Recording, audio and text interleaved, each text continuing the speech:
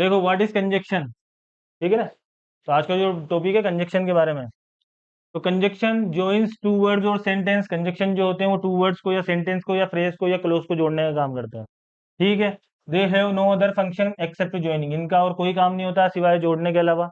Some relative adjectives, relative verbs and preposition also do the function of joining, but they are not called conjunction because beside joining they perform the function of joining of adverb, preposition, adjective also।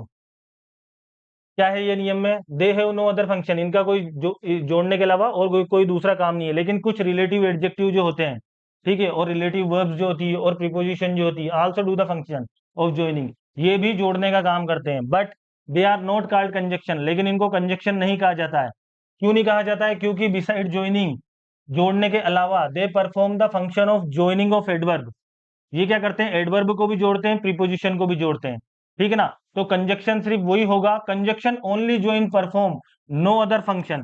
Conjunction जो होता है वो sentence को जोड़ता है, ठीक है ना। तो जो भी सेंटेंस को या वर्ड्स को जोड़ेगा, ठीक है, या फ्रेज को जोड़ेगा या क्लोज को जोड़ेगा, वो कहलाएगा कंजक्शन, ठीक है। अब इसके अंदर जो है को रिलेटिव कंजक्शन है, ठीक है। को रिलेटिव कंजक्शन में फर्स्ट रूल को रिलेटिव कंजक्शन का है, सम कंजक्शंस कॉल्ड को रिलेटिव कंजक्शन, कुछ जो कंजक्शन है वो को रिलेटिव कंजक्शन कहलाते हैं, and also used in pair, ठीक है ना, और पेयर में यूज होते हैं, यानी कि जोड़े में। Their use is correct in pairs, ठीक है, उनका जो यूज होता है पेयर के अंदर, जोड़ों के अंदर, वो सही होता है। नोट अदरवाइज, अगर उन्हें पेयर के अलावा अगर अलग अलग तरीके से अगर उन्हें यूज किया जाएगा तो उनका यूज गलत हो जाएगा, ठीक है ना। तो उन्हें हमेशा जोड़ों में ही यूज किया जाता है। द मोर पॉपुलर, तो जो जोड़ों में यूज होने वाले जो कोरिलेटिव कंजक्शन है वो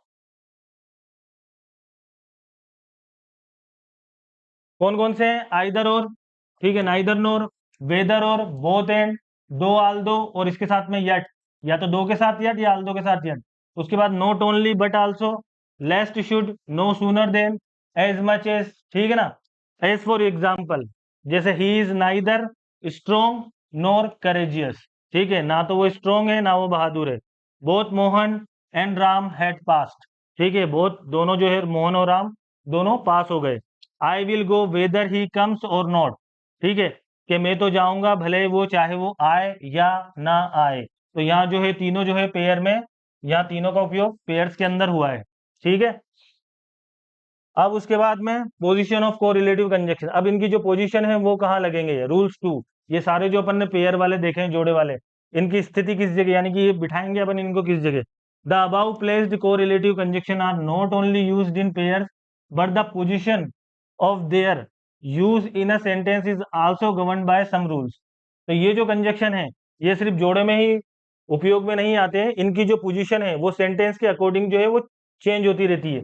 द बेसिक रूल, अब जो जनरल रूल है, जो सामान्य तौर पे जो नियम है इनको यूज करने का, of their use is that one part of the pair is used in one part of the sentence and the other part of the pair in the other part of the sentence.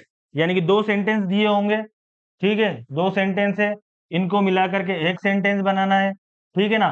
तो पहला जो part है, जैसे ये either और है, ठीक है, ये आइदर और है, तो आइदर जो है वो इसके साथ जाएगा और जो है वो इसके साथ आएगा, ठीक है। यानी कि पहला जो सेंटेंस का पार्ट है उसके साथ में एक लगेगा और उसके साथ में पीछे वाला जो है जोड़ा वो दूसरे वाले सेंटेंस के साथ लगेगा, और इस तरीके से मिलकर के जो एक जो पूरा सेंटेंस है वो बनेगा, ठीक है। अब इसको और नीचे देख लेते हैं further, if the first part of the pair is used before a noun. अब इसके आगे नियम क्या कह रहा है कि अगर first part of the pair, यानी कि जोड़ों का जो फर्स्ट पार्ट है, जोड़े का जो फर्स्ट पार्ट है, जैसे ये जोड़ा है आइदर और का, तो इसका ये जो फर्स्ट पार्ट है आइदर, ठीक है ना, ये अगर नाउन के साथ में आता है, इसका ये अगर नाउन के साथ में आता है, यानी कि नाउन के पहले आता है, the second part should also be used before a noun. तो जो सेकंड पार्ट है, यानी कि ये फर्स्ट पार्ट हो गया ये, और सेकंड पार्ट हो गया ये, तो अगर ये फर्स्ट पार्ट जो है ये नाउन के साथ में आ रहा है, तो ये सेकंड पार्ट भी किसके साथ आएगा, नाउन के साथ में, ठीक है ना, सेकंड पार्ट भी नाउन के साथ आएगा। Not before a verb, verb के बिफोर नहीं आएगा, वर्ब के पहले नहीं आएगा, ना एडजेक्टिव के पहले आएगा ना एडवर्ब के पहले आएगा। अगर वो पहला वाला अगर नाउन के साथ है तो दूसरा वाला भी नाउन के साथ ही होगा। ठीक है, likewise if the first part is used before a verb, इसी तरीके से अगर फर्स्ट पार्ट जो है वो वर्ब के पहले अगर आ गया, या एडजेक्टिव के पहले आ गया, या एडवर्ब के पहले आ गया, the second part should also be used accordingly. तो जो सेकंड पार्ट है वो भी वर्ब के साथ आएगा। ठीक है, अगर फर्स्ट पार्ट एडजेक्टिव के साथ आ गया तो सेकंड पार्ट भी एडजेक्टिव के साथ आएगा। अगर ये फर्स्ट पार्ट एडवर्ब के साथ आ गया तो ये सेकंड वाला पार्ट जो है ये भी एडवर्ब के साथ आएगा। ठीक है, जैसे कि यहाँ पे he gave me not only food but also shelter. ठीक, अब ये जो सेंटेंस है he gave me not only, ये पहला जोड़ा, सॉरी, जोड़ा कौन सा है, ये नॉट ओनली और बट आल्सो का। ठीक है, जोड़ा तो ये है ना, पेयर ये है। अब ये जो है ये पहला पार्ट, यानी कि जोड़े का ये एक पार्ट। ठीक है, ये फूड के साथ में आया। अब फूड जो है वो नाउन है। ठीक है ना, तो ये जो दूसरा पार्ट है, ये दूसरा जो जोड़ा है इसी का, ठीक है, ये भी नाउन के पहले आएगा, तो ये जो है ये भी नाउन है। ठीक है, अगर यहाँ पे फूड नहीं दिया हुआ था, वर्ब दी होती, वर्ब दी होती, तो यहाँ पे भी फिर वर्ब ही आती। आई समझ में?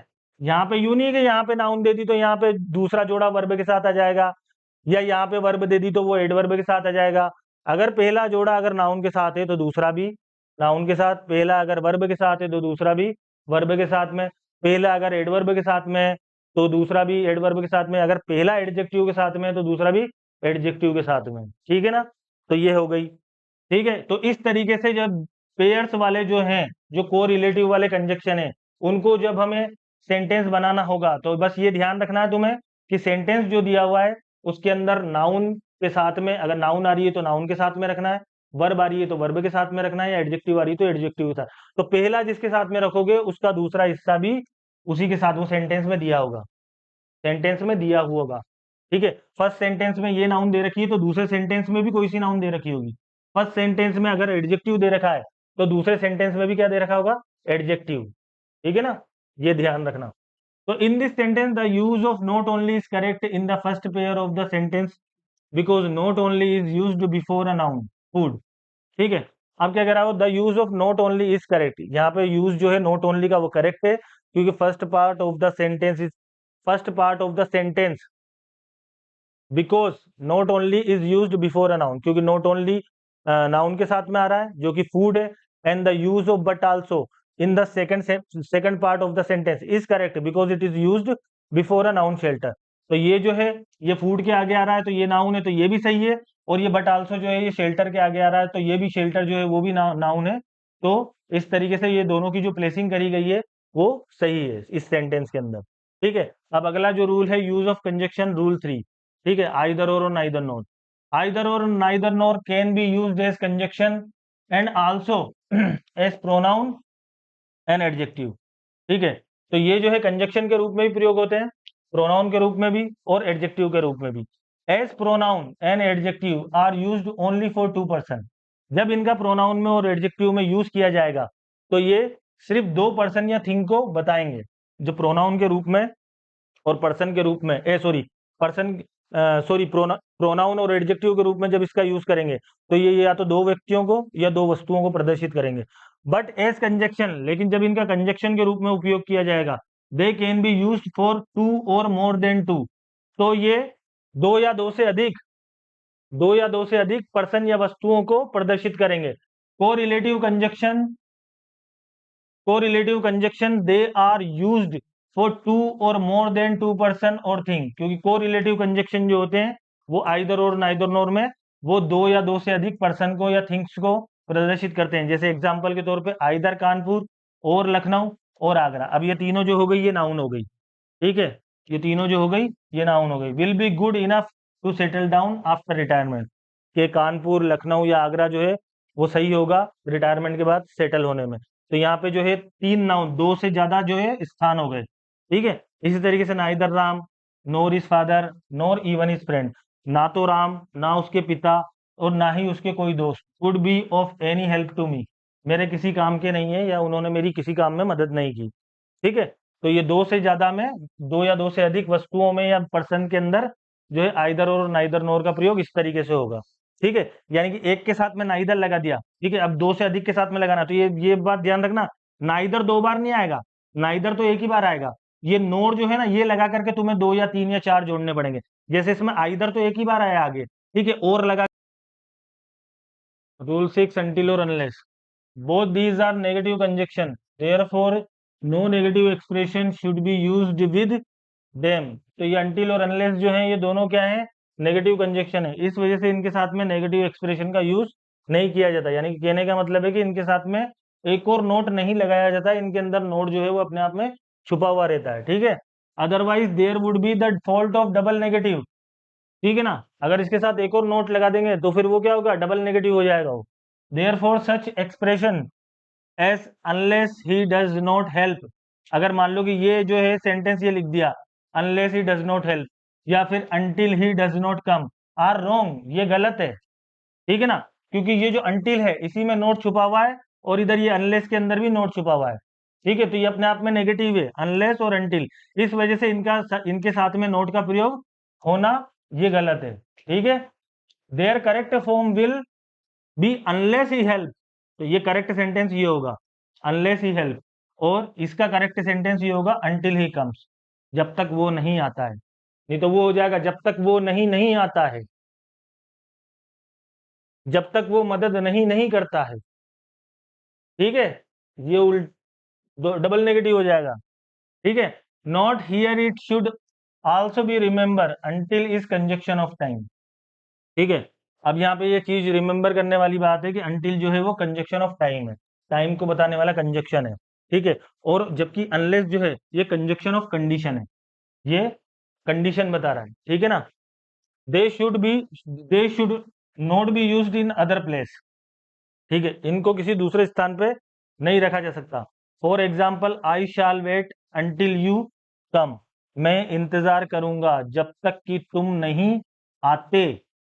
आई shall fail unless you help me, मैं फेल हो जाऊंगा अनलेस यू हेल्प मी, अगर तुमने मेरी मदद नहीं की तो, नहीं की तो, ठीक है। अब यहाँ नहीं की, ठीक है ना, तब यूं मत कहना कि यहाँ पे तो नोट नहीं आ रहा तो आपने नहीं कैसे लगा दिया, ठीक है। ये इसके अंदर नोट है और इसके अंदर भी नोट है, अनटिल में और अनलेस में नोट क्या है, छुपा हुआ है इसके अंदर, ठीक है ना।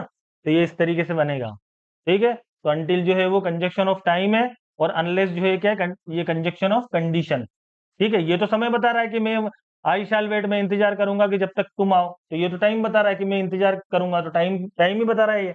और ये कंडीशन बता रहा है कि आई शैल फेल, मैं फेल हो जाऊंगा अगर तुमने मेरी मदद नहीं की, तो कंडीशन बता रहा है कि अगर अगर तुमने मेरी मदद नहीं की तो मैं फेल हो जाऊंगा, तो ये कंडीशन है, ठीक है। उसके बाद में रूल है अदर देन या रादर देन, ठीक है। अदर के साथ में देन आए या रादर के साथ में देन आए, ठीक। After other or rather and most of comparative degree adjective the conjunction than, the conjunction than is used, ठीक है। अदर या रादर के साथ में मोस्टली कंपेरेटिव डिग्री में जो होता है वो देन कंजक्शन का प्रयोग होता है उसके साथ में। For example I would rather go than stay at home, ठीक है। अब यहाँ पे देखो, यहाँ पे भी एक चीज देखो, ये रादर, रादर पहले किसके आया, वर्ब के, और ये देन भी किसके पहले आया, ये स्टे भी वर्ब है, ठीक है। ये भी वर्ब है और ये भी वर्ब है, तो रादर इसके पहले लग गया इस वाली वर्ब के, और ये दूसरा हिस्सा इस वाली वर्ब के पहले लग गया, ठीक है। He is stronger then you, वो जो है तुमसे ज्यादा स्ट्रोंगर है, ठीक है। तो ये कंपेरेटिव डिग्री में देन का प्रयोग हुआ। I would rather have a car than a scooter, ठीक है। I would rather have a car, मैं कार लेना ज्यादा प्रेफर करूंगा, पसंद करूंगा बजाय किसके, स्कूटर के। अब यहाँ देखो, ये अ कार, ठीक है ना, ये कार ये नाउन है, और ये स्कूटर है ये भी नाउन है, तो ये जो रादर है ये नाउन के पहले आया, और ये जो स्कूटर के पहले ये वाला दूसरा हिस्सा आया, ठीक है। तो ये जो जोड़ा था ये रादर देन का, ठीक है ना, ये नाउन के पहले लगा और दूसरा हिस्सा भी नाउन के पहले लगा, ठीक है। ये रूल क्लियर हो गया। अब उसके बाद में rule 8, whether or if. After whether if, whether या इफ दोनों को बता रहा है ये, we use the conjunction or not, or no, ठीक है। वेदर और उसके साथ में हम या तो और नॉट का प्रयोग करेंगे या और का प्रयोग करेंगे या और नो का प्रयोग करेंगे। ठीक है, इस तरीके से प्रयोग होगा। I doubt weather he will help me और नॉट। ठीक है, मुझे ये शक है कि क्या पता वो मेरी मदद करेगा या नहीं। ठीक है, ये और नॉट का मतलब या नहीं। Weather he will help me और नॉट इज डाउटफुल, वो मेरी हेल्प करेगा या नहीं करेगा, ये जो है ये डाउटफुल है। ठीक है, इफ अ नेगेटिव और interrogative sentence has to be made with doubt और doubtful, we should use the conjunction that in place of whether. अगर नेगेटिव या इंट्रोगेटिव सेंटेंस है और उसके अंदर डाउट या डाउटफुल वाली कंडीशन होती है, तो हमें कंजक्शन कौन सा लगाना है, डेट लगाना है। किसके स्थान पे, वेदर के स्थान पे। लेकिन ये कब होगा, जब सेंटेंस या तो नेगेटिव में होगा, ठीक है, या फिर इंट्रोगेटिव में होगा, यानी कि नकारात्मक में या प्रश्नवाचक में। ठीक है, जैसे ये जो है ये नकारात्मक है, आई डू नॉट, और उसके साथ में डाउट भी आ रहा है, यानी कि दो कंडीशन होनी चाहिए, एक तो नकारात्मक होना चाहिए और उसके साथ में डाउट वाला वर्ड भी होना चाहिए, जब जाके जो है ये कंजक्शन डेट का इस्तेमाल होगा। या फिर वो प्रश्नवाचक होना चाहिए और उसके साथ में डाउट भी आना चाहिए, जब जाके जो है ये डेट कंजक्शन जो है इसका प्रयोग होगा। ठीक है, आई डू नॉट डाउट, तो दोनों कंडीशन यहाँ पे आ रही है, नोट भी आ रहा है और ये डाउट भी आ रहा है। ये लिखा रहा ना यहाँ पे, इफ अ नेगेटिव और interrogative sentence has to be made, या तो नेगेटिव या इंट्रोगेटिव सेंटेंस अगर डाउट और डाउटफुल के साथ में आता है, इन वर्ड्स के साथ में अगर प्रयुक्त होता है, तो हम जो है कंजक्शन किसका इस्तेमाल करेंगे, डेट का। किसके स्थान पे, वेदर के स्थान पे। लेकिन अगर ये चीज नहीं होती है, यानी कि ना तो डाउट आता है और ना ही नेगेटिव में है, ठीक है ना, तो फिर क्या आएगा, फिर डेट की जगह क्या आएगा, वेदर आएगा। फिर क्या आएगा, वेदर आएगा। ठीक है ना, अब जैसे कि मान लो मैंने ये लिख दिया, आई डू नॉट, ठीक है ना, I do not know whether he comes, ठीक है ना, और नॉट। ठीक है, अब यहाँ पे तो नोट नोट आ रहा। अब तुम जो सोच रहे हो कि सर तुमने तो नेगेटिव बताया था, आपने तो कि नेगेटिव के अंदर जो है डेट लगा देंगे, लेकिन यहाँ पे डाउट शब्द नहीं लिखा है मैंने कहीं पे भी, ये डाउट शब्द कहीं पे भी नहीं लिखा हुआ है, इस वजह से यहाँ पे वेदर ही लगाना पड़ा। कंडीशन कौन सी है, नोट भी होना चाहिए और डाउट भी होना चाहिए, प्रश्नवाचक भी होना चाहिए और उस सेंटेंस में डाउट भी होना चाहिए। दोनों कंडीशन है, आ रही बात समझ में। ठीक है ना, डाउट भी लिखा हुआ होना चाहिए और प्रश्नवाचक भी होना चाहिए, या नेगेटिव हो और डाउट हो उसके साथ में, तब वेदर की जगह क्या आएगा, डेट आएगा। ठीक है, अब अगला जो है rule line, the reason is या the reason why. Some sentence begin with the reason is. कुछ जो सेंटेंस होते हैं कभी कभी वो चालू ही द रीजन इससे होते हैं या द रीजन वाई से होते हैं। In such sentence the clause coming after them should be connected with the conjunction that. ठीक है, तो अगर इस ऐसे जो वाक्य हैं उनसे सेंटेंस अगर चालू होता है, जैसे द रीजन इससे सेंटेंस चालू हो गया, या द रीजन वाई से अगर सेंटेंस जो है वो चालू हो गया, शुरू हो गया, ठीक है ना, तो ऐसे जो सेंटेंस है तो उनका जो क्लोज, जो आने वाला जो क्लोज है after them should be connected, वो किससे कनेक्ट होएगा, डेट से। जैसे and not with because due to or owing to. ठीक है ना, इससे कनेक्ट नहीं होगा, ना ड्यू टू से कनेक्ट होगा, ना ओविंग टू से कनेक्ट होगा। किस तरीके से, जैसे सेंटेंस ये चालू हो गया द रीजन इज, अब ये सेंटेंस चालू हो गया, ठीक है, उसके बाद में इतना लंबा जो है वो सेंटेंस दे रखा है। ठीक, ये इतना लंबा सेंटेंस दे रखा है, he did not study seriously, इसमें सब्जेक्ट भी है, इसमें जो है हेल्पिंग वर्ब भी दे रखी है, ठीक है, उसके बाद में इसमें वर्ब भी आ रही है और इसके बाद में जो है ये एडवर्ब भी आ रही है, ये सीरियसली। ठीक है, यानी कि ये पूरा कंप्लीट सेंटेंस है, ये मुख्य वाक्य है। ठीक है ना, ये जो है ये प्रिंसिपल क्लोज है, ये मुख्य वाक्य है। तो जब कंडीशन ऐसी आएगी कि सेंटेंस रीजन इससे चालू हो रहा है या द रीजन वाई से चालू हो रहा है, ठीक है ना, और उसके बाद में एक पूरा मेन क्लोज दे रखा है, तो फिर वो जो सेंटेंस जुड़ेगा द रीजन इसके बाद में, वो डेट कंजक्शन से जुड़ेगा।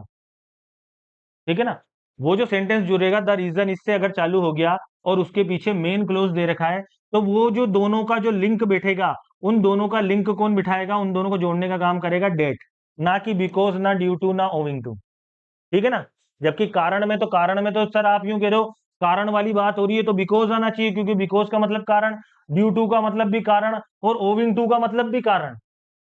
ठीक है ना, ये तीनों कारण में प्रयुक्त होते हैं। तो ये क्यों नहीं आया ना, ये क्यों नहीं आया ना, ये क्यों नहीं आया? तो रूल क्या कह रहा है कि द रीजन इससे अगर चालू हो रहा है और उसके बाद में अगर प्रिंसिपल क्लोज मेन क्लोज आ रहा है जो कंप्लीट अपने आप में सेंटेंस है, तो उसके बाद में ये दोनों जो जुड़ेंगे ये डेट से जुड़ेंगे, ना कि बिकॉज वाले कंजक्शन से, ना ड्यू टू वाले कंजक्शन से, ना ओइंग टू वाले कंजक्शन से।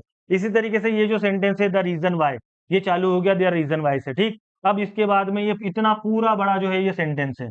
ठीक है, इसके अंदर इसकी सब्जेक्ट भी दे रखा है, वही हेल्पिंग वर्ब भी दे रखी है, मेन वर्ब भी दे रखी है और एडवर्ब भी दे रखी है, यानी कि अपने आप में ये पूरा कंप्लीट सेंटेंस है। ठीक है ना, अब ये जो जुड़ेगा ये जुड़ेगा डेट से। क्यों जुड़ेगा? क्योंकि पहली शर्त तो ये पूरी हुई कि द रीजन रीजन वाई आया। ठीक है, और दूसरी शर्त ये पूरी हुई कि बाद का जो सेंटेंस है वो क्या है, क्लोज है, और वो भी मेन क्लोज है, मुख्य वाक्य, यानी कि उसके अंदर सब्जेक्ट है उसका खुद की वर्ब है, उसकी खुद की जो है हेल्पिंग वर्ब है, उसकी खुद की एडजेक्टिव है, उसका खुद का एडवर्ब है, ये सारी चीजें हैं उसके साथ में। ठीक है ना, तो ये दोनों कंडीशन अप्लाई होंगी जब जाकर के आप डेट से उसको जोड़ोगे। ठीक, तो इस रूल के अंदर द रीजन वाई और द रीजन इज, ये रूल इसके अंदर ये काम करेगा। अब उसके बाद अगला रूल है बिफोर। ठीक है, बिफोर को किस तरीके से प्रयोग करेंगे? When before is used as conjunction, जब बिफोर जो है वो कंजक्शन के रूप में प्रयुक्त होगा, it points to some future event or statement. तो ये कोई फ्यूचर का इवेंट, फ्यूचर का कोई काम होना या फ्यूचर का कोई कथन जो है भविष्य का, वो दर्शाएगा। But future tense is not used with it, लेकिन फ्यूचर टेंस इसके साथ में प्रयुक्त नहीं होगा। यानी कि फ्यूचर का कोई कथन हो सकता है या फ्यूचर की कोई घटना हो सकती है या इवेंट हो सकता है, प्रोग्राम हो सकता है, लेकिन इसका मतलब यूं नहीं है कि टेंस उसमें फ्यूचर का आ जाएगा। ठीक है, even if its principal clause in the future tense. ठीक है ना, भले ही उसका प्रिंसिपल क्लोज जो है वो फ्यूचर टेंस के अंदर हो। जैसे एग्जांपल के तौर पे, ठीक है, he will retire before a month has passed. ठीक है, अब ये जो है ये यहाँ से जो सेंटेंस जो है ये चालू हो रहा है। ठीक है ना, तो ही विल रिटायर, इसका जो ये प्रिंसिपल क्लोज जो है, ये ही विल रिटायर, ये जो है ये इसका प्रिंसिपल क्लोज है, ये फ्यूचर टेंस के अंदर दे रखा है। ठीक है ना, लेकिन यहाँ पे a month has passed, a month has a month has passed, वो रिटायर हुआ है एक महीने पहले।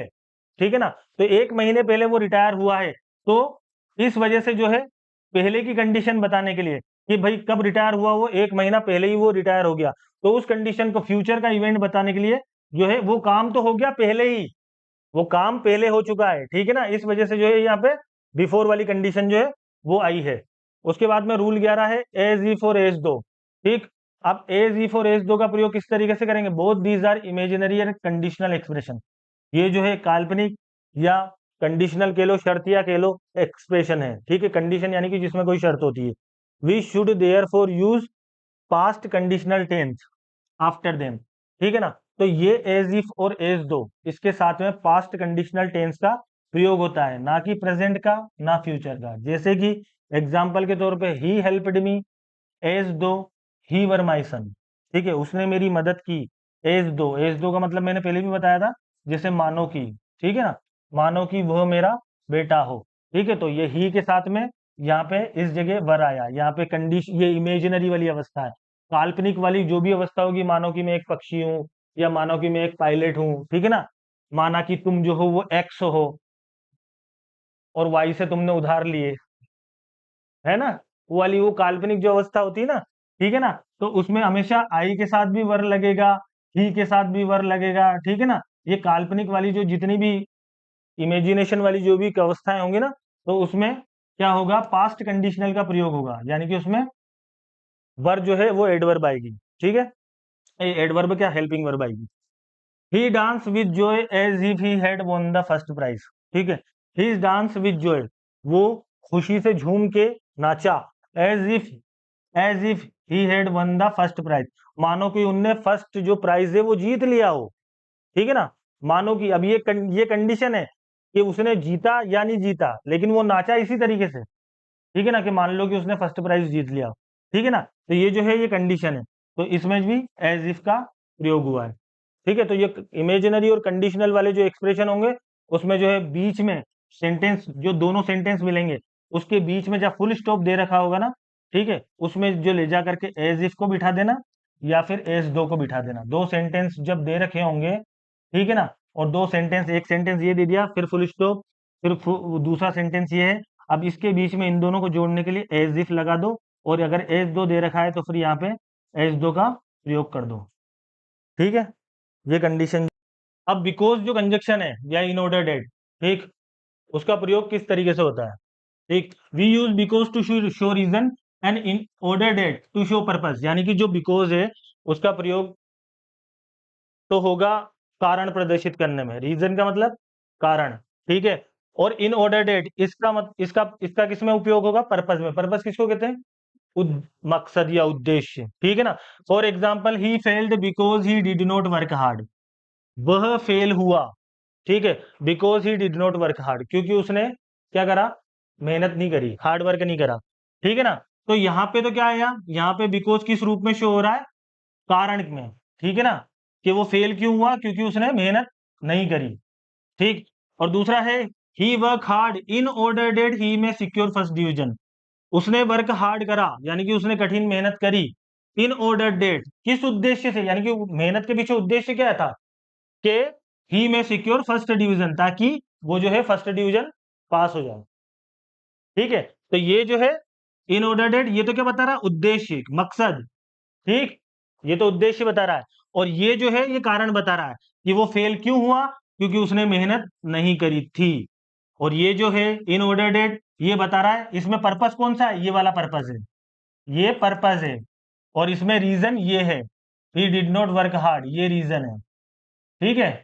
तो रीजन में तो किसका प्रयोग हुआ? बिकॉज का। और इसमें इन ऑर्डर डेट में किसका प्रयोग हुआ? सॉरी, इसमें पर्पस के रूप में किसका प्रयोग हुआ? इन ऑर्डर डेट का। आगे बात समझ में क्लियर है? कोई कंफ्यूजन पीयूष? अगर हो तो बोल देना, कोई दिक्कत नहीं है, ठीक है। उसके बाद अगला, अगला है सिंस। अब देखो सिंस का प्रयोग। अब ये सिंस जो है ना, ये तुम्हारे प्रीपोजिशन के रूप में भी आता है, ठीक है। आता है कि नहीं आता है? आता है ना सिंस प्रीपोजिशन के रूप में भी?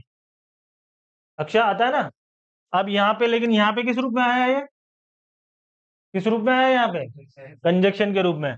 तो when since is used as a conjunction, we should use the verb in present perfect tense before it, ठीक है, and past indefinite tense after it.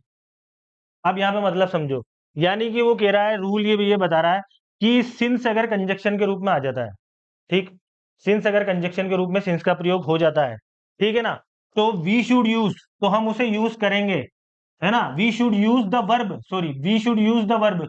तो वर्ब जो है उसका यूज किस तरीके से होगा? प्रेजेंट परफेक्ट टेंस में, प्रेजेंट परफेक्ट टेंस में। और सिंस कहां पे आएगा? बिफोर इट, ठीक है ना। सॉरी, यानी कि ये जो प्रेजेंट परफेक्ट टेंस है, रुक जाए एक minute, we should use the verb in the present perfect tense before it, यानी कि इट का मतलब यहाँ पे है सिंस। इट किसके लिए आया? सिंस के लिए, ठीक है। तो सिंस से पहले जो है कौन सा टेंस आएगा? प्रेजेंट परफेक्ट टेंस, ठीक है ना। और सिंस के बाद में कौन सा टेंस आएगा? पास्ट इंडेफिनिट टेंस, ये। And past indefinite tense after it. हरी बात समझ में? यानी कि सिंस जो है इसके बाद में तो कौन सा आएगा? पास्ट इंडेफिनेट, ठीक है, यानी कि वर्ब की सेकंड फॉर्म, ठीक है। और इसके पहले कौन सा आएगा? प्रेजेंट परफेक्ट, ठीक है, यानी कि वर्ब की कौन सी फॉर्म? Third form. और उसके साथ में क्या लगेगा? Has have.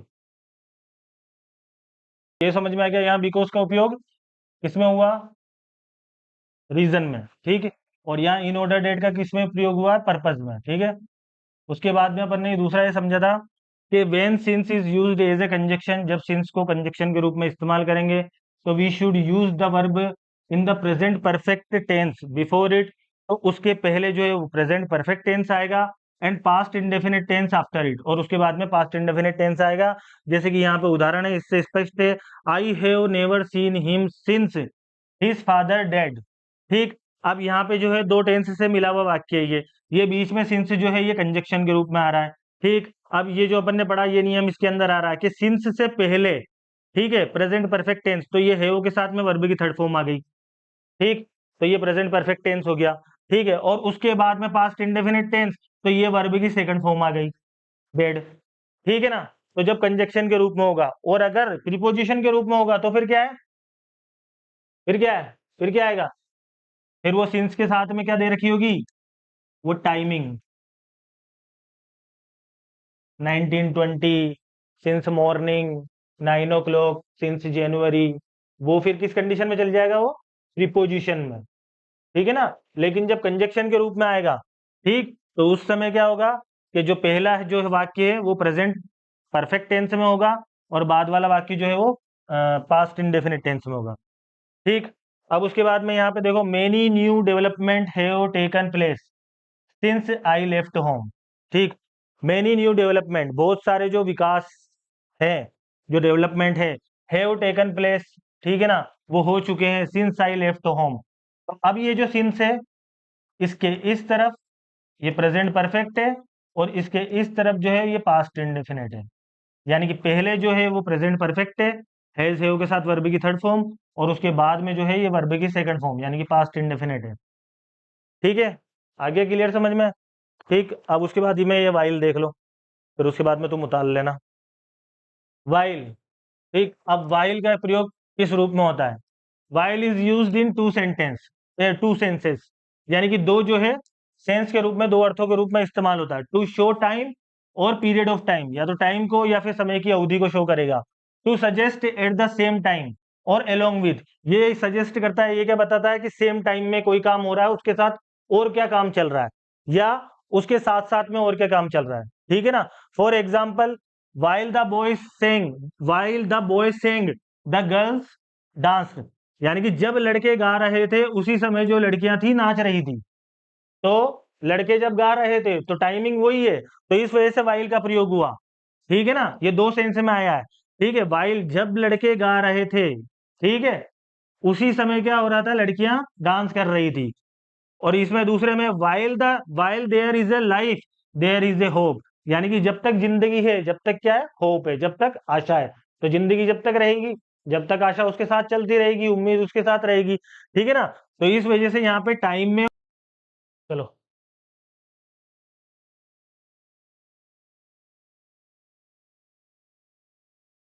तो that as as conjunction is not used is interrogative, यानी कि इंटरोगेटिव वाले जो वाक्य होंगे, ठीक है, ना तो उनमें यूज होगा, और ना इंपेरेटिव वाले वाक्यों में यूज होगा, ना ऑप्टेटिव वाले वाक्यों में यूज होगा, ना एक्सक्लेमेटरी यानी कि एक्सक्लेमेटरी साइन ये वाला, ठीक है ना। और ये ऑप्टेटिव वाले जो सेंटेंस है ये भी तुमने उसके अंदर बना रखे हैं, ठीक है। इंपेरेटिव भी बना रखे हैं तुमने, ठीक है। इंट्रोगेटिव भी डायरेक्ट इनडायरेक्ट में बना रखे हैं तुमने, ठीक है ना। तो इसमें किसी भी जगह जो है डेट का यूज नहीं करेंगे, यानी कि इन सेंटेंस के अंदर डेट का प्रयोग जो है वो नहीं होगा। Whether the whole sentence is in direct और इनडायरेक्ट, ठीक है, भले वो डायरेक्ट फॉर्म के अंदर हो या इनडायरेक्ट फॉर्म के अंदर हो, ठीक है। आ रही समझ में तुम्हारी बात? ठीक है ना। जैसे ये इंट्रोगेटिव में डब्ल्यू एस से जुड़ जाता था, इफ से जुड़ जाता था, ठीक है। उसमें बीच में वो कोई अगर मना करने वाला वाक्य हो तो उसमें फोर भी आ जाता था बीच में, यानी कि डेट कंजक्शन का प्रयोग अपन, ठीक है ना, इन वाक्यों के अंदर अपन ने नहीं किया है जब डायरेक्ट इनडायरेक्ट बनाए हैं, ठीक। The use of that is wrong in the some sentence, for example, अब ये जो डेट का यूज है ये इसमें गलत होगा। He asked me that why you are late, ठीक है ना। ये जो सेंटेंस है ये एक तरीके से गलत होगा, ठीक है। होना क्या चाहिए था, he asked me why you are late, इसमें डब्ल्यू एच वाला ही जो है इस जगह आएगा और इस जगह ये नहीं आएगा, अगर तुमने डायरेक्ट इनडायरेक्ट अगर ध्यान से पढ़े हो, ठीक है ना। और ये जैसे ये दूसरा है, he said that may God bless you, जबकि होना चाहिए था he said may God bless you, ये नहीं आना चाहिए था, ठीक है ना। तो ये वाला ये कौन से वाक्य है? ये ऑप्टेटिव वाले वाक्य हैं, ठीक है ना, एक्सक्लेमेटरी वाले वाक्य हैं, ठीक। ये एक्सक्लेमेटरी वाला हो गया है, विस्मय बोधक वाला, ठीक है। तो इन वाक्यों के अंदर डेट का प्रयोग नहीं होगा, इसके अलावा जो होंगे उसके अंदर डेट का प्रयोग होगा।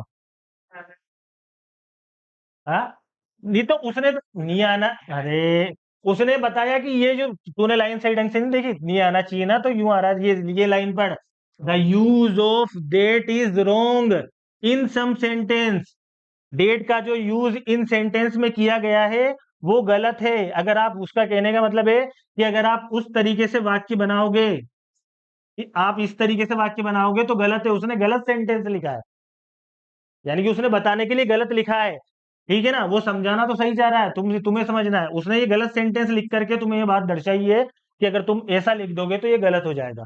इस लाइन को पढ़े ना, the use of that is wrong in some sentence, यानी कि जो सम सेंटेंस दे रखे हैं उसमें डेट का प्रयोग गलत तरीके से किया गया है, तो ये डेट का प्रयोग गलत तरीके से है। ठीक है ना, ऐसा बना दोगे तो गलत हो जाएगा। जबकि यहाँ पे क्या आना चाहिए था, वाई से ही जुड़ी, मी के डायरेक्ट बाद वाई आ जाना चाहिए था, क्योंकि डब्ल्यू एच वाला वाक्य है, इंट्रोगेटिव है। और इसमें भी डेट नहीं आना चाहिए था, और मे God bless you he said के बाद डायरेक्ट ऐसा कैसे ही आ जाना चाहिए था। ठीक है ना। तो ये जो है, ये इस प्रकार के जो सेंटेंस होंगे जिसमें इंट्रोगेटिव सेंटेंस हो, इंपेरेटिव, ऑप्टेटिव, एक्सक्लेमेटरी, इसके अंदर डेट नहीं लगेगा, डेट कंजक्शन नहीं लगेगा। इसके अलावा जो होंगे उसमें डेट कंजक्शन लग जाएगा। ठीक है, उसके बाद अगला जो रूल है उसके अंदर, that is not used in clause beginning with interrogative pronoun. ठीक है, डेट का प्रयोग उन क्लोजेस में भी नहीं होता है जो जिसकी शुरुआत किससे होती है, इंट्रोगेटिव प्रोनाउन से। अब इंट्रोगेटिव प्रोनाउन कौन कौन से हैं? जैसे वाई, वाट, विच, ईटीसी। ठीक है ना, ये इंट्रोगेटिव प्रोनाउन है। ठीक, तो डेट का प्रयोग जो है, जब ऐसे इनसे कोई वाक्य शुरू होगा तब भी डेट का प्रयोग नहीं करेंगे। और इंट्रोगेटिव एडवर्ब, ठीक है, इंट्रोगेटिव एडवर्ब कौन सी, वेयर, वाई, वेन, हाउ। यानी कि ये एडवर्ब ये क्या प्रदर्शित कर रही है कि कोई काम, यानी कि एडवर्ब का मुख्य काम क्या है, यानी कि क्रिया को प्रदर्शित करना, कि कोई काम कब हो रहा है, कैसे हो रहा है, कहाँ पे हो रहा है, क्यों हो रहा है। ठीक है, तो यही चीज, यानी कि ये कहाँ जगह को प्रदर्शित कर रही है, ये क्यों हो रहा है उसको प्रदर्शित कर रहा है, ये वेन, ये किसको प्रदर्शित कर रही है, टाइम को। ठीक है, और ये किसको प्रदर्शित कर रहा है कि कैसे हुआ। ठीक है ना, तो इस वजह से वेयर, वाई, वेन और हाउ, इनको किसमें रखा गया है, इंट्रोगेटिव एडवर्ब में। ठीक है, इन चारों को किसमें रखा गया है, इंट्रोगेटिव एडवर्ब। कोई कहे कि इंट्रोगेटिव एडवर्ब क्या होती है, तो इंट्रोगेटिव एडवर्ब जो है वो, ठीक है, ये चार है, वेयर, वाई, वेन और हाउ। और इंट्रोगेटिव प्रोनाउन कौन से, वाई, वाट, विच, ठीक है ना, और ईटीसी। ठीक है, और कुछ भी हो सकता है।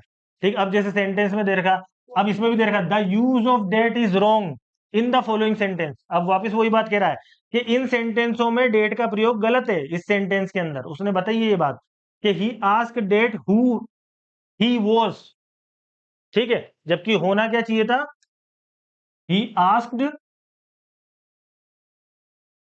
हु ही वॉज, बस। ठीक है, तो उसने बताया कि ये जो है, ये सेंटेंस में अगर इस तरीके से प्रयोग कर दोगे तो ये गलत है। ठीक है, क्योंकि यहाँ पे क्या है, गया ये डब्ल्यू एच ओ, क्या है ये डब्ल्यू एच ओ, हु। ठीक है, इंट्रोगेटिव प्रोनाउन है। ठीक है, इंट्रोगेटिव प्रोनाउन है। ठीक है ना, तो ये इंट्रोगेटिव प्रोनाउन के पहले जो है आप, और इंट्रोगेटिव एडवर्ब के, अब ये याद होना चाहिए, तभी तो पता लगाओगे कि डेट का प्रयोग, कि इंट्रोगेटिव प्रोनाउन कौन सी है और इंट्रोगेटिव एडवर्ब कौन सी है। तो ये तुम्हें याद करनी पड़ेगी कि वाई, वाट, विच, ठीक है, हु, ये जो है इंट्रोगेटिव प्रोनाउन है, और वेयर, वाई, वेन और हाउ ये इंट्रोगेटिव एडवर्ब है। इस तरीके से भी याद रख सकते हो कि जो चीज, कोई काम कहाँ हुआ, कैसे हुआ, क्यों हुआ, तो ये सारी एडवर्ब में चल जाएगी। ठीक है, और उधर जो है वाई, वाट, विच, हाउ और हु, ये किसके अंदर आ जाएंगे, ये इंट्रोगेटिव प्रोनाउन के अंदर आ जाएंगे। But if after the clause beginning with interrogative pronoun और interrogative adverb there comes the principal clause. ठीक है, अब वो यूं कह रहा है, ठीक, कि जब तुम क्लोजेस पढ़ोगे उसमें ये तुम्हारे ये नियम काम में आएगा, तुम्हारे सेंटेंस सिलेबस में वो क्लोजेस भी है। ठीक है ना, उसमें तुम्हें पहचानने में, यहाँ अगर ये बात समझ ली तो तुम्हें क्लोज का एक एक जो उसका सिद्धांत है वो तुम्हारे क्लियर वहां पे समझ में आ जाएगा जब मैं समझाऊंगा। ठीक है, इसने ये बोल रखा है कि but if after the clause beginning with interrogative pronoun, के जब क्लोज की शुरुआत हो रही है इंट्रोगेटिव प्रोनाउन या इंट्रोगेटिव एडवर्ब से, ठीक है, तो there comes the principal clause, तो वो जो वाक्य होगा उससे जुड़ा हुआ, वो मुख्य वाक्य होगा, वो मुख्य सेंटेंस होगा। ठीक है, वो क्या होगा, मुख्य वाक्य, प्रिंसिपल क्लोज होगा। जैसे इसके अंदर आई प्रोमिस डेट, और उसके बाद ये दो सेंटेंस है, when I come next week I bring your work. ठीक है, ये दो सेंटेंस है, एक तो ये है और एक ये है। तो इस यहाँ पे जो रिलेटिव एडवर्ब है वो कौन सी है, वेन। इससे जुड़ करके जो पूरा पूरा वाक्य बन रहा है, ठीक है, ये तो हो गया प्रिंसिपल क्लोज। ठीक है, प्रिंसिपल क्लोज। और मैंने तुम्हें वो सबऑर्डिनेट क्लोज बताया था ना, अधीनस्थ वाला, अधीनस्थ वाला बताया था ना, ये कौन सा हो गया, अधीनस्थ वाला, यानी कि सबऑर्डिनेट, ये सबऑर्डिनेट क्लोज हो गया। ठीक है, तो यहाँ पे बता रहा है ये नियम कि डेट का प्रयोग जो है इंट्रोगेटिव प्रोनाउंस मतलब वाई वाट विच, ठीक है ना, और इंट्रोगेटिव एडवर्ब जिसमें वेयर वाई वेन और हाउ। ठीक है, ये तो इंट्रोगेटिव एडवर्ब है और ये इंट्रोगेटिव प्रोनाउन है, ठीक है ना, इनमें नहीं होगा, यानी कि इनके साथ में नहीं होगा। The use of that is wrong in the following sentence, for example he asked that who he was, यानी कि इसके अंदर जो है, जैसे ये हु आ गया है, ठीक है ना, तो ये क्या है, इंट्रोगेटिव प्रोनाउन है, तो इसके साथ में अगर आप ये डेट का प्रयोग कर रहे हो तो ये सेंटेंस जो है ये गलत है। ठीक है, तो याद रखना इंट्रोगेटिव प्रोनाउन कौन कौन सी है, वाई वॉट विच, और ये हु भी इसी के अंदर आता है। और इंट्रोगेटिव एडवर्ब जो है वेयर वाई वेन और हाउ। एडवर्ब वो होती है जो किसी काम को कब हुआ, कैसे हुआ, किस समय हुआ, वो बताती है। बट इट बट इफ, अब नोट क्या दे रखा है, but if after the clause beginning with the interrogative pronoun और interrogative adverb there comes to principal clause, for example, ठीक है ना, जैसे ये जो सेंटेंस दे रखा है, I promise that when I come next week I bring your work. ठीक है, अब ये जो इतना सेंटेंस है, इसके अंदर जो है ये डेट, ये सही है। ये क्यों सही है, ये क्यों सही है, क्योंकि डेट के बाद में ये जो पूरा वाक्य है ना, ठीक है ना, ये I will bring your work, ये क्या है, मेन सेंटेंस है, मुख्य वाक्य है। ठीक है, प्रिंसिपल क्लोज है। ठीक है, प्रिंसिपल क्लोज यानी कि मुख्य वाक्य।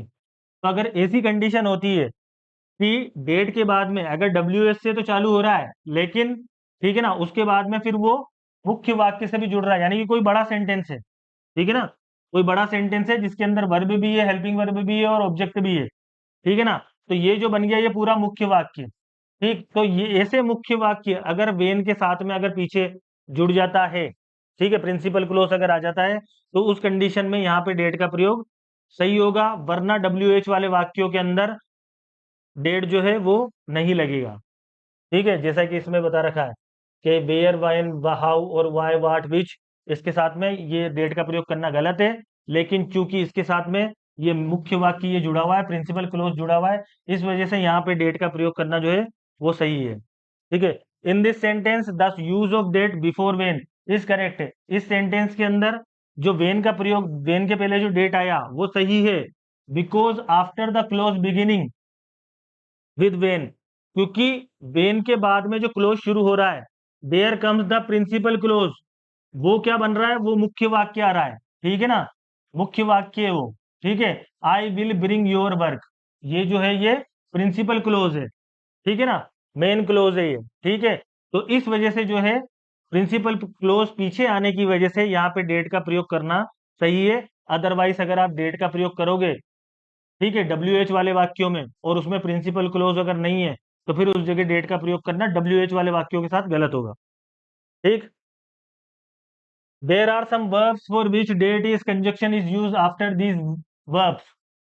ठीक है, अब ऐसी वर्ब्स है जिसके साथ बाद में डेट आता है, जैसे होप, होप अगर आ गया तो होप के बाद में डेट आएगा, बिलीव अगर आ गया तो बिलीव के बाद में डेट आएगा, सपोज अगर आ गया तो उसके बाद में डेट आएगा, प्रिज्यूम अगर आ गया, ठीक है, उसके साथ में डेट आएगा, और बी अफ्रेड अगर आ गया तो उसके साथ में भी डेट आएगा, जैसे I believe date he is right, मैं ऐसा मान, या मेरा ऐसा विश्वास है कि वो सही है, तो यहाँ पे डेट ये सही है, ये बिलीव वर्ब, इसके साथ में डेट आता है। आई होप, होप के साथ में डेट आता है। ठीक है, इसी तरीके से अगर कोई सेंटेंस सपोज में होगा, सपोज डेट, तो वो भी सही है, प्रिज्यूम डेट वो भी सही है, बी अफ्रेड, अफ्रेड डेट वो भी सही है। ठीक है ना, तो ये जो वर्ब्स हैं इनके साथ में डेट आएगा। अब फंक्शनल कंजक्शन क्या होते हैं, ठीक है, रूल 18 है, कंजक्शन ऑफ कंपैरिजन, जो कंजक्शन जो है कंपैरिजन बताते हैं, तुलना बताते हैं, ठीक है, जैसे the following conjunction shows comparison. अब ये जो फॉलोइंग कंजक्शन है, जैसे एज का प्रयोग, एज एज, इसमें सेंटेंस आएगा, नॉट सो एज, ठीक है, इसका प्रयोग, ठीक है ना,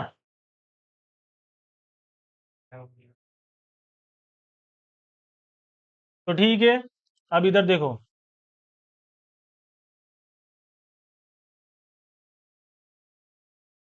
ये जो फॉलोइंग कंजक्शन है कंपैरिजन का काम करते हैं, ठीक है ना, कंपैरेटिव डिग्री में जनरली कंपेरेटिव डिग्री बताने के लिए जनरल यूज में आते हैं। जैसे ये जो सेंटेंस दे रखा है, this book is not so good as that, ठीक है।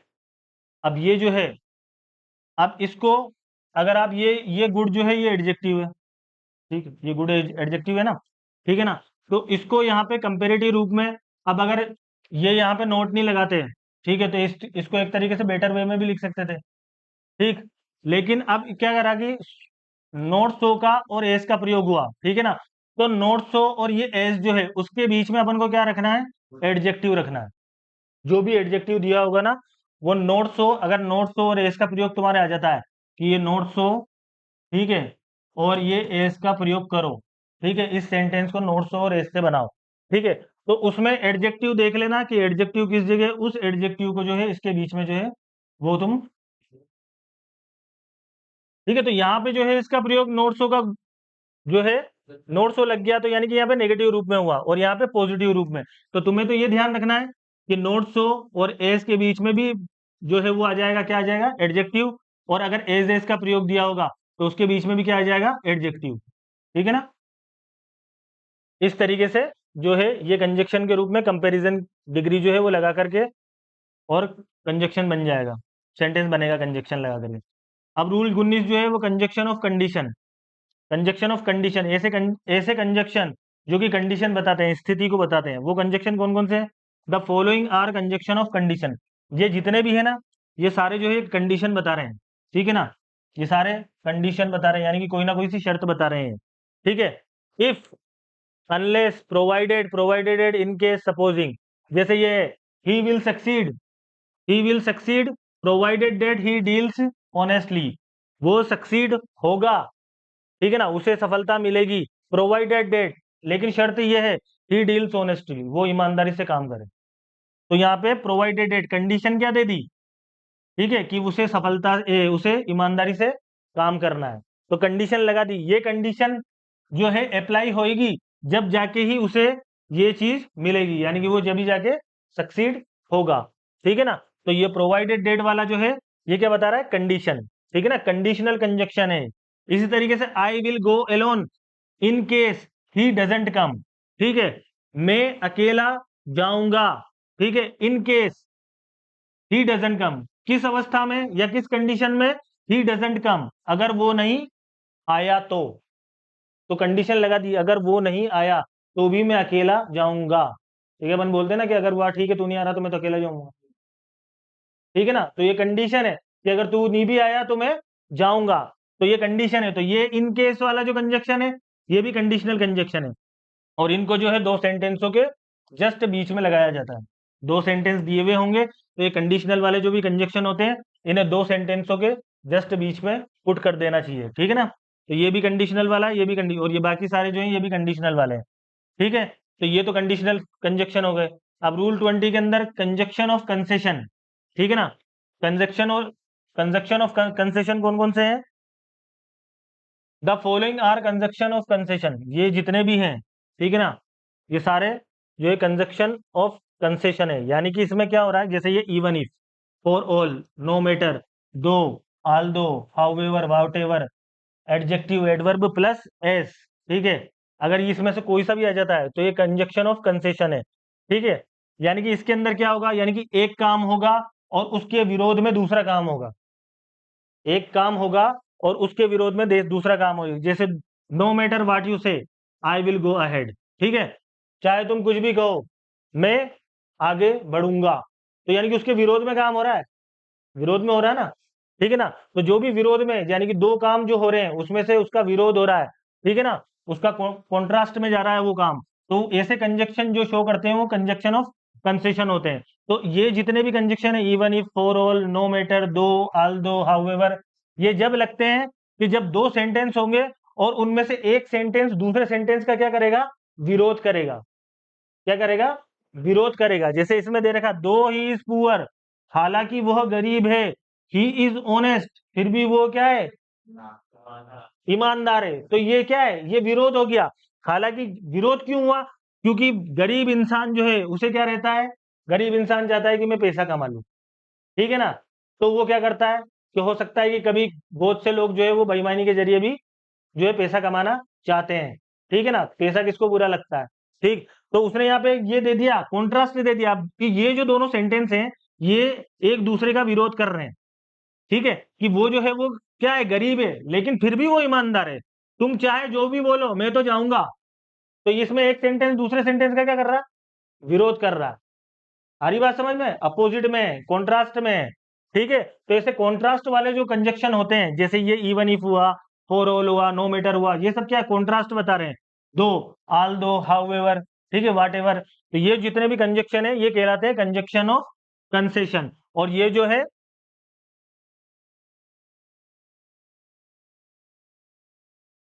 ठीक है, ये अधिकतर केस में ये जो कंजक्शन है ये सेंटेंस के पहले ही प्रयुक्त हो जाएंगे, ठीक है। ये जो है सेंटेंस के पहले प्रयुक्त होंगे। अगर ये कंजक्शन आ जाता है और सेंटेंस दिया हुआ होता है तो चालू ही तुम्हें किससे करना है, इस सेंटेंस, इससे कंजक्शन को पहले उपयोग में करना है। जैसे यहाँ देखो ये कंजक्शन पहले उपयोग में आया, नो मैटर, ठीक है। ये दो जो है ये पहले आया। अगर आल दो वाला वाक्य होता तो आल दो कंजक्शन पहले आता, ठीक है, और उसके बाद जो भी सेंटेंस होता वो पीछे लिखाई में आ जाता, ठीक है। इसी तरीके से अगर हाउएवर वाला कंजक्शन अपन को यूज में करना होता है ना, तो ये हाउएवर आगे लिख देते और उसके बाद में जो भी उनने सेंटेंस दे रखा है वो पूरा पीछे के पीछे आ जाएगा, ठीक है ना। तो कंजक्शन ऑफ कंसेशन वाले जो है यानी कि एक दूसरे का जो विरोध कर रहे हैं जो सेंटेंस में, ठीक है ना, तो ऐसे कंजक्शन जो है ये कंजक्शन ऑफ कंसेशन कहलाते हैं, ठीक है। और इनको क्या करना चाहिए कि हमेशा सेंटेंस के क्या रखना चाहिए, आगे रखना चाहिए, यानी कि शुरुआत ही इन कंजक्शन से होगी। ये कंजक्शन बीच में नहीं आएंगे ना पीछे नहीं आएंगे, ये कंजक्शन कहाँ पे आएंगे, टेंस के शुरू के अंदर, ठीक है। तो अगला जो है रूल है वो कंजक्शन ऑफ कॉज, ठीक। The following conjunction show cause, ये जो कंजक्शन होते हैं ये क्या बताते हैं, कॉज बताते हैं, यानी कोई कारण बताते हैं। जैसे as, for, that, considering that, since, seeing that, now what, now that, in that, in as, much as, ठीक है। Noun plus that, adjective plus that. For example, since it is raining I can't go, ठीक है ना, क्योंकि बारिश हो रही है तो मैं नहीं जा सकता, ठीक है। तो ये जो है ये कारण बताने के लिए यहाँ पे सिंस का प्रयोग हुआ है। Considering that it was very cold he did not go for swimming, ठीक है ना, क्योंकि आज जो थी बहुत ठंड थी इस वजह से वो क्या हुआ, स्विमिंग के लिए नहीं गया, ठीक है। तो ये भी कारण बताया जा रहा है यहाँ पे। I am glad that he has pass, मैं खुश हूँ, ठीक है ना, क्योंकि वो पास हो गया। तो यहाँ पे डेट का प्रयोग कारण बताने के लिए हुआ है, ठीक है ना, कि ग्लेड क्यों हूँ, क्योंकि मैं पास हो गया, वो पास हो गया, ठीक है।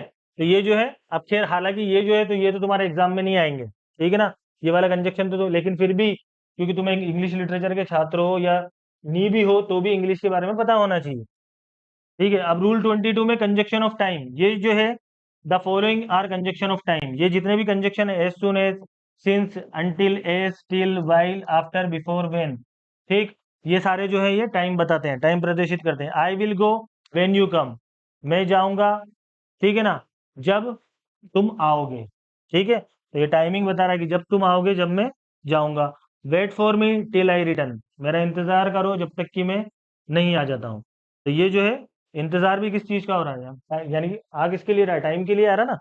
तो ये जो कंजक्शन है ये तुम्हारे टाइम के लिए है, ठीक है ना। अब तुम्हारा